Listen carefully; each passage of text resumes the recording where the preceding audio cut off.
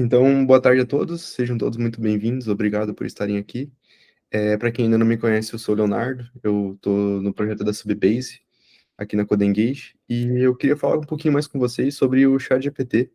Vamos entender hoje bem certinho como é que funciona por baixo dos panos, né, o funcionamento, e vamos dar uma explorada na API, ver o que a gente consegue fazer, utilizar ele para resolver problemas nos nossos dias a dias como desenvolvedores. Então, vamos lá. Alguém se arrisca a tentar adivinhar o que significa GPT? Só antes de a gente partir, eu queria dizer que eu quero que isso seja um bate-papo, então quem quiser conversar, trocar uma ideia, falar, pedir uma dúvida, fique à vontade, tá bom?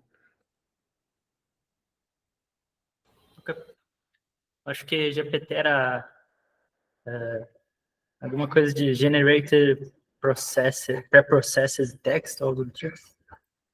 Quase. Generative Pre-trained Model, Transformer. Aí a gente vai ver o que significa cada uma dessas coisas bem certinho e entender o que faz a diferença, a principal diferença entre eles. Bom, vamos começar a primeira sigla do Generative. O que significa? Que basicamente ele vai gerar texto até ele decidir que chegou no fim do que ele queria informar. Então, ele vai gerar cada palavra baseado no contexto e na palavra anterior. A próxima característica dele é que ele é um modelo pré-treinado. O que isso significa? Que ele é um modelo de machine learning em que foi usado muitas informações, muitos dados, para que ele seja um modelo preditivo. Então, ele vai usar muitas informações para que ele matematicamente te dê uma resposta mais provável para aquilo que você está tentando buscar. Mas a maior diferença está no Transformer. O Transformer, ele é o que ocupa 60, 70% de toda a operação matemática, que é onde ele vai fazer a parte de atenção, percepção e conclusão do texto. Atenção é entender o que você mandou, quais são o contexto da sua mensagem, e a percepção é fazer com que essa mensagem seja gerada com o contexto de cada uma das palavras. Bom, vamos entender então esse processo bem a fundo. Para isso, a gente precisa entender um conceito. O que são tokens? Então, aqui a gente tem uma frase. A galinha atravessou a rua. Para que a gente possa introduzir essa frase no modelo, a gente precisa quebrar ele em tokens. Os tokens são basicamente pedaços de frases pré-definidos. Então, os tokens, eles já foram pré-treinados para que, por exemplo, todas as palavras sempre sejam quebradas da mesma forma e sempre tenham o mesmo sentido. E nesse caso, essa específica frase vira 8 tokens, ou de 26 caracteres. Os tokens, eles não têm formas definidas e eles são limitados. E esse é o contexto do ChatGPT. Muita gente já deve ter visto que, por exemplo, o primeiro modelo que saiu do GPT-3 tinha 4.000 tokens de contexto. E é isso que significa. Então, tipo, não são palavras, não são caracteres, seriam essa quebra. Muito bem. Até aqui alguma dúvida?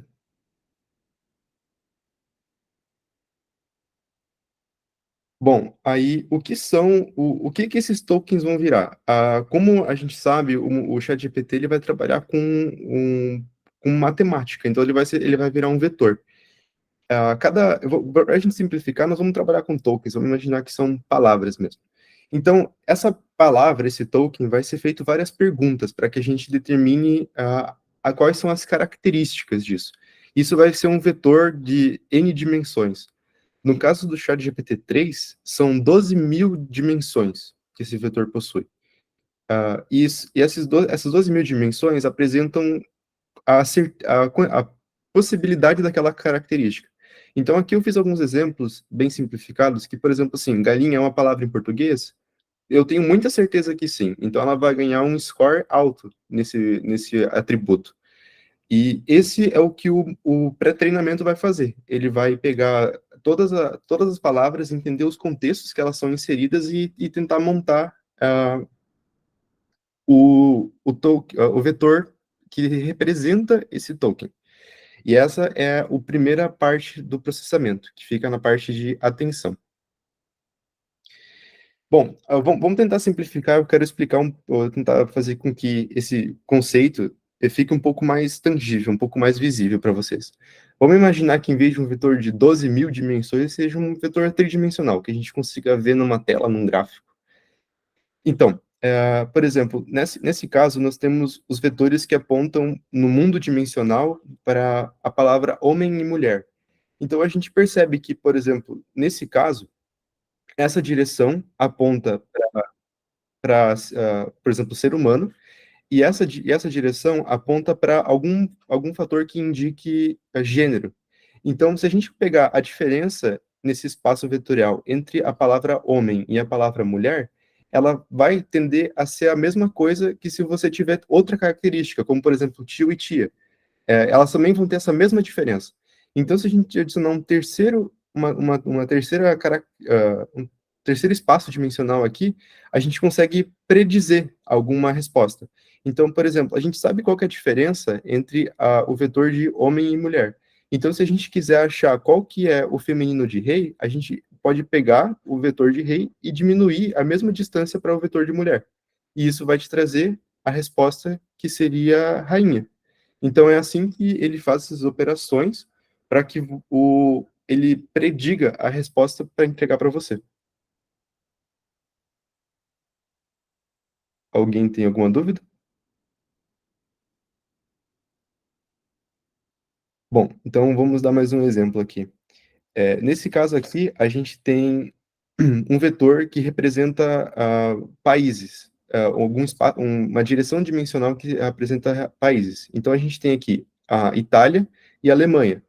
Então, a gente consegue medir a diferença dos vetores de Itália e Alemanha. E se a gente quiser uma resposta, a gente consegue entender que, por exemplo, para o lado da Alemanha e para o lado do vetor, por exemplo, de ditador, nós temos Hitler. E se a gente quiser entender quem que foi o ditador que teve na Itália, a gente consegue ir para a direção de, de ditadores e subtrair essa diferença de tamanho e apontar nesse espaço qual que vai ser a nossa resposta.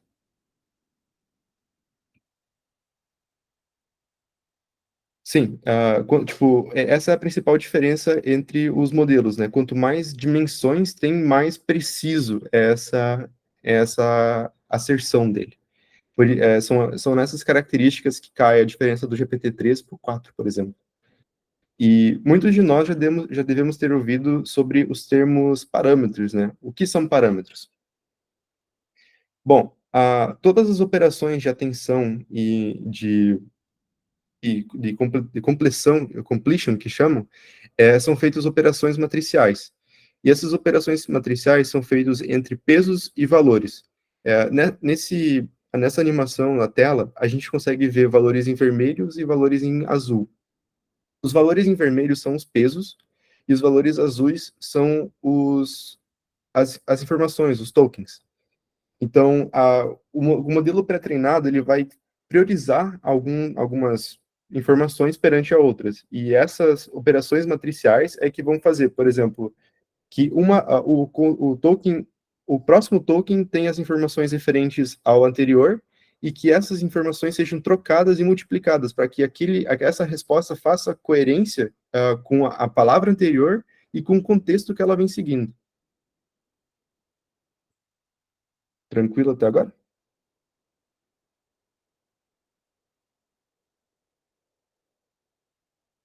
Ok, vamos. Olha, só uma dúvida, esses parâmetros que você comentou e aquelas dimensões, eles são tudo baseado no que é inserido como input para o modelo, né?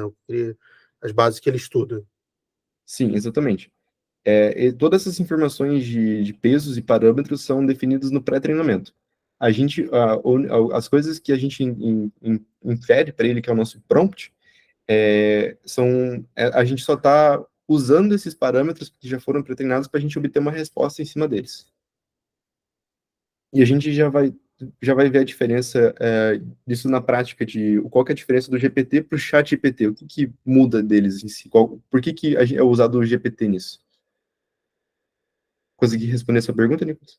Sim, valeu. Fechou. Bom,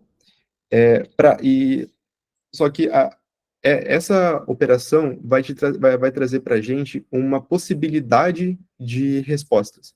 Como ele é um algoritmo determinístico e matemático, uma resposta, toda vez que a gente faz a pergunta para o ChatGPT, ele muitas vezes vai trazer opções diferentes. Sempre, se a gente juntar 10 pessoas e a gente fizer a mesma pergunta, a gente sempre vai ter respostas diferentes. E isso, em partes, é responsabilidade do algoritmo de softmax, que ele vai pegar todas as possibilidades de resposta e vai entender que, para cada uma delas, qual que faz mais sentido. E ele vai dar uma probabilidade para que essa palavra seja escolhida na resposta que a gente deu. E isso é um parâmetro que a gente consegue alterar. Essa aqui é a fórmula do softmax, e se a gente observar, tanto na multiplicação quanto na divisão, a gente possui o parâmetro T, de temperatura. E o que a temperatura faz? Quanto maior esse parâmetro, mais aleatório é as respostas, porque ele vai ele vai espalhar mais a probabilidade, ele vai fazer com que o mais provável se torne menos provável, e vice-versa. Então, se você botar muita temperatura, você perde o poder de predizer o que ele vai dizer. Então, vai ser sempre uma coisa meio aleatória. E se você fizer o contrário, você vai sempre obter a mesma resposta. A gente já ouviu que o ChatGPT 4 tem N parâmetros a mais do que o GPT-3, mas na prática, o que isso significa? Bom, a gente já viu, tudo que a gente viu até agora foi só 1/8 de tudo que acontece por baixo do pano do GPT-3. E essa foi a operação de embedding, que chama. E aqui a gente consegue entender um pouco de como esse cálculo de quantos parâmetros e pesos existem. O GPT-3 suporta 50.257 tokens diferentes. E cada token vai ser transformado num vetor de 12.000 direções. E isso traz o número de parâmetros para 617 milhões. Se a gente juntar todos as outras possibilidades, a gente vai ter os 175 bilhões de parâmetros. Então, por isso que esse número é astronômico, é porque ele conta todas as possibilidades, mas não quer dizer que esses dados realmente existem. E todas as operações matemáticas estão organizadas em 27 mil matrizes pré-definidas. E são nelas que ocorrem todos os cálculos do ChatGPT. Bom, aqui a gente viu mais ou menos como que ele funciona, quais que são as operações matemáticas que ele faz. Mas vamos dar uma olhada agora na API e entender como que a gente consegue aplicar isso no nosso dia a dia. Até agora, alguma dúvida?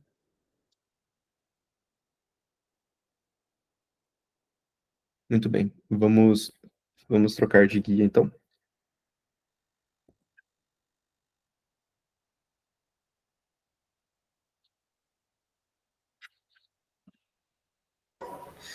Você comentou da temperatura. Para que se usaria tipo, uma temperatura muito alta? Então, já vamos ver nisso aqui nesse exemplo agora. Aqui a gente tem o playground da OpenAI. Aqui a gente consegue mexer com alguns parâmetros e ver o que acontece em cenários diferentes. A gente consegue perceber quais que são os nossos parâmetros base, que seria a temperatura em 1, que ela é o padrão. E a gente consegue aumentar essa temperatura para 2 ou para 0. Eu já vou mostrar a diferença que isso faz. Quando a gente usa o chat GPT, ele já vem com um contexto pré-atribuído, que ele vem com um contexto que ele é uma inteligência artificial feita para te auxiliar na melhor maneira possível. E é por isso que sempre que você manda uma mensagem, você fala assim, claro, aqui está o que você procura, espero que isso tenha ajudado. Então ele sempre vai tentar enfeitar muita resposta, mas ao mesmo tempo que ele realmente te traz. Se a gente remover essa característica da mensagem, a gente consegue fazer com que ele seja muito mais direto, ou com que ele faça outras coisas recebendo o mesmo texto. Então, por exemplo, vamos tirar essa informação dele, que ele é um assistente, e vamos preparar ele para uma função, por exemplo. Então, vamos colocar aqui que você vai atuar na recepção de um evento e vai receber um nome de alguma pessoa. Você deve preparar uma mensagem amigável de boas-vindas. Aí, nesse caso, aqui embaixo no message é o que você interage com o chat GPT. A única coisa é que agora a gente mudou o prompt que já está embutido no system. Então, vamos ver o que acontece aqui se a gente inserir um nome aqui agora. Percebe que o comportamento dele mudou? Agora ele não introduziu toda aquela conversa de ser um chat, de ser uma assistente, ele realmente fez o que ele foi desenhado para fazer. E agora, Ricardo, vamos experimentar aqui mudar as temperaturas. Se a gente começar a subir a temperatura, a gente vai perceber que ele vai começar a tentar inovar um pouco mais nas respostas. Então, ele vai tentar colocar um emoji, uma conversa um pouco diferente, ser mais um pouco criativo. O único problema é que se a gente aumenta demais a temperatura, a gente vai alcançar, ter um efeito que é o que a gente conhece como delírio, em que ele fez coisas tão aleatórias que ele perdeu o contexto do que ele era para fazer e ele começa a fazer coisas completamente sem sentido. Por exemplo, vamos botar a temperatura dele no máximo e vamos ver o que ele vai responder nesse caso. Não conseguiu. Vamos tentar baixar um pouquinho só para ver se a gente consegue uma resposta dele. Vamos aumentar um pouquinho mais aqui. Só trocar para o GPT-3.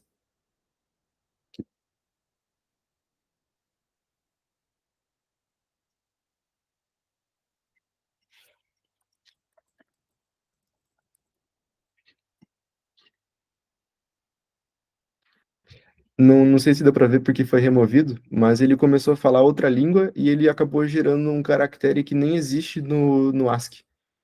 E isso é um comportamento que a gente não espera dele. O que a gente pode fazer é reduzir a temperatura dele para uma temperatura baixa, por exemplo, 0,2, e nesse caso, toda vez que a gente mandar a mesma mensagem, a gente vai ter quase com certeza a mesma resposta. Ó.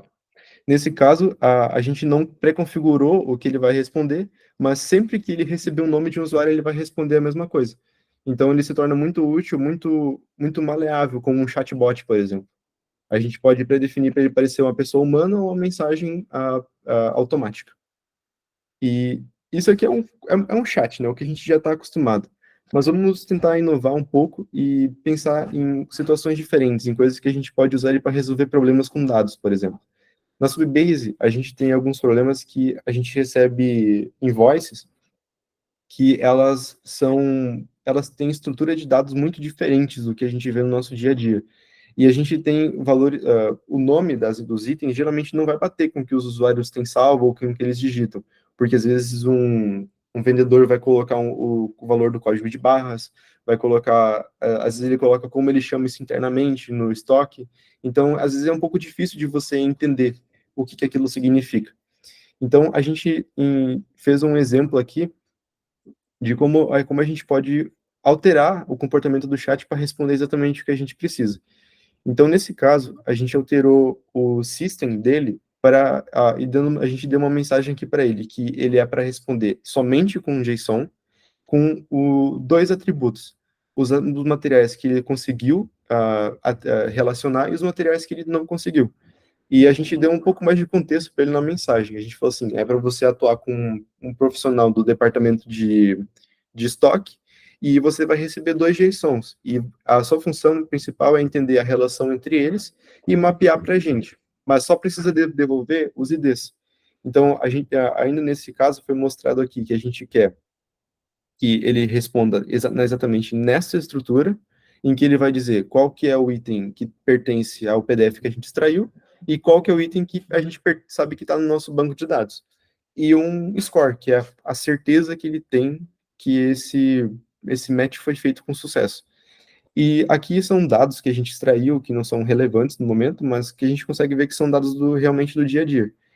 E também nesse caso aqui, a gente definiu a temperatura dele para 0,20, que acontecia muito que o ChatGPT inventava IDs que não existiam, ou ele começava a responder de uma forma de um JSON completamente diferente do que a gente esperava no back-end, causando erros à torta e direito. Nesse caso, vamos ver o que acontece com essa resposta. Ele não respondeu com nenhum texto, não respondeu com claro, aqui vai, e ele só respondeu realmente com um JSON puro, com todos os dados que a gente pediu. Só vamos esperar ele terminar de responder aqui. E tá aqui. Ele conseguiu correlacionar quase todos os materiais, retornou quais que são as tuplas de IDs, e isso aqui já está pronto para a gente trabalhar do nosso back-end. E desde então que a gente fez isso, muita coisa mudou. Isso aqui foi feito logo depois que ele foi liberado o ChatGPT mesmo. Nem existia o GPT-4 na época. E hoje a gente possui, essa semana, inclusive, eles liberaram acesso ao GPT-4o, que é um modelo híbrido de texto e vídeo. Então a gente não precisa mais fazer um OCR e nem dizer e nem especificar tanto essas coisas. Se a gente quiser trocar aqui para o GPT-4o e anexar uma invoice, por exemplo, a gente consegue ter uma interação muito simplificada.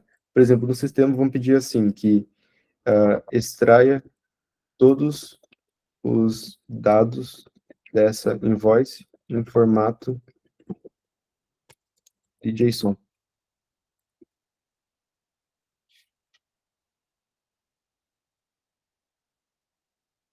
E assim, é simples assim.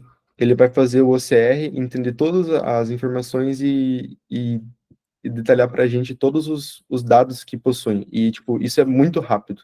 É mais do que se a gente fosse, por exemplo, extrair esses dados manualmente com um OCR e daí mandar de volta para o ChatGPT. Então, é uma ferramenta muito bacana e que dá para, por exemplo, você aplicar de diversas formas, como, por exemplo, para reconhecer placa de carros, para entender recibos de mercado, notas fiscais. É uma ferramenta bem flexível. Nesse caso, a gente usou para correlacionar informações, mas que ela é muito aberta, seja para resolver problemas ou qualquer outra coisa. Alguém tem alguma ideia que dá para a gente testar aqui?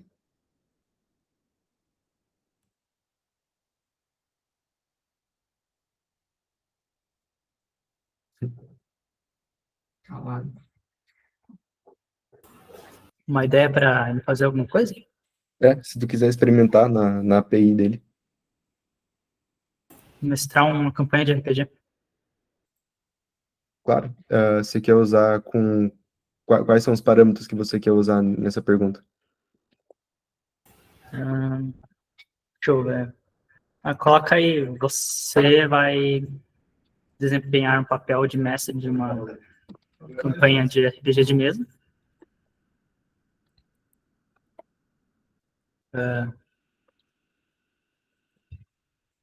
Você irá receber a ação de um dos jogadores.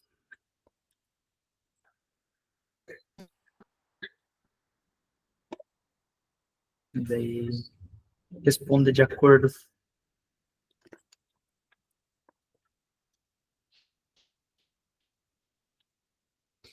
Ok. Tu quer deixar ele com a temperatura baixa para que as ações sejam sempre parecidas ou que ele invente uma coisa sempre nova? Pode ser meio alto. Vou colocar no 1.4 que não é um valor seguro. O que você quer colocar ali como ação? Putz.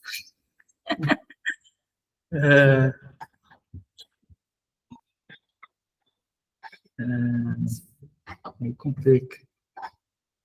Vamos ver. Coloca que o personagem está num calabouço. E daí, para gerar uma armadilha. Por exemplo.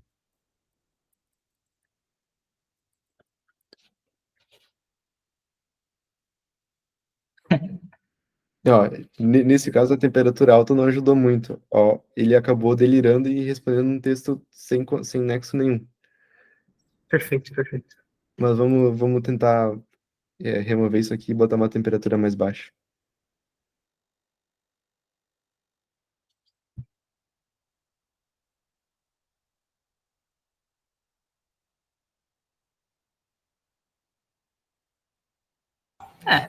Parece bom. Bom, enfim, o intuito é mostrar que o chat GPT em si, ele é desenvolvido para ser uma ferramenta de conversa, uma ferramenta de respostas. Mas o modelo GPT, ele é muito versátil, você consegue adaptar ele exatamente para o que você precisa. Quais as diferenças do GPT-4 Omni para o 4 que já tinha antigamente? O GPT-4o, ele agora é um modelo que ele pode receber múltiplos inputs de coisas diferentes. Ele pode receber junto com texto, áudios, imagens. Então, ele consegue receber muitos dados. Por exemplo, no caso de notas fiscais, por exemplo, a gente pode anexar a foto da nota fiscal e o áudio do vendedor falando assim, explicando a nota fiscal. E isso pode ajudar na reconciliação, por exemplo. Então, tem muitas formas de entrar contexto. E, por via de regra, quanto mais contexto você entrega, melhor é a resposta de saída.